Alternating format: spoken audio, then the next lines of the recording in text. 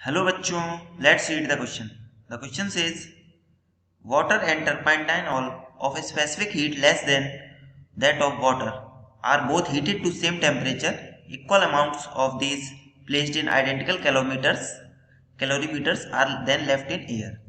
Then हमें उनके cooling curve के बारे में बात करनी है. तो सबसे पहले हम जानते हैं कि अब जो हम हीट सप्लाई करते की हुई किसके बराबर होती है, M S into delta T. S अपनी क्या होती है, स्पेसिफिक हीट.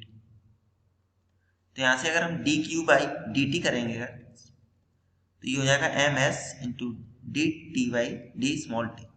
ये क्या है अपना रेट ऑफ कूलिंग. यही है अपना रेट ऑफ कूलिंग कि किसी पर्टिकुलर टाइम में कितना टेम्परेचर कम या ज़्यादा हो रहा है.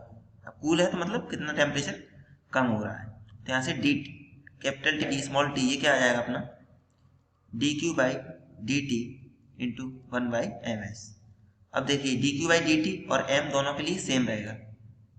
कैसा रहेगा दोनों के लिए, वाटर और उसके लिए, क्योंकि बोला गया है equal amounts of these means mass same, M is same and identical calorimeters का मतलब है कि यहाँ पर उन्हें हीट भी सेम दी गई है. तो यहाँ से ये क्या निकल आएगा, ये किसके प्रोपोर्शनल हो जाएगा, 1/s के प्रोपोर्शनल. इसका मतलब जिसकी स्पेसिफिक हीट ज़्यादा होगी, और क्वेश्चन में क्या बोला गया है, टर्पेंटाइन ऑयल की specific heat less than that of water, मतलब S of T is less than S of W. तो यहाँ से हमें क्या दिख रहा है कि D capital T by D small T of turpentine is greater than D capital T by D small T of water. मतलब रेट ऑफ कूलिंग किसकी ज़्यादा होगी, टर्पेंटाइन ऑयल की. तो हमें क्या दिख रहा है, रेट ऑफ कूलिंग यहाँ से किसकी ज़्यादा है, मतलब किसी पर्टिकुलर टाइम पर कौन ज़्यादा टेम्परेचर किसका ज़्यादा कम हो गया है. तो ये ग्राफ ये कम हो गया है, तो ये किसका ग्राफ होगा, टर्पेंटाइन का. और ये किसका ग्राफ होगा, वाटर का. चलिए ऑप्शन देखते हैं. ऑप्शन 2 देखते हैं.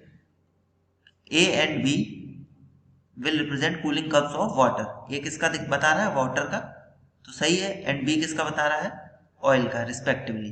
तो अपना यही ऑप्शन 2 सही हो जाएगा. Therefore the correct answer for this question is option 2, A and B will represent cooling curves of water and oil respectively. Hope you understood it well. All the best. Thank you.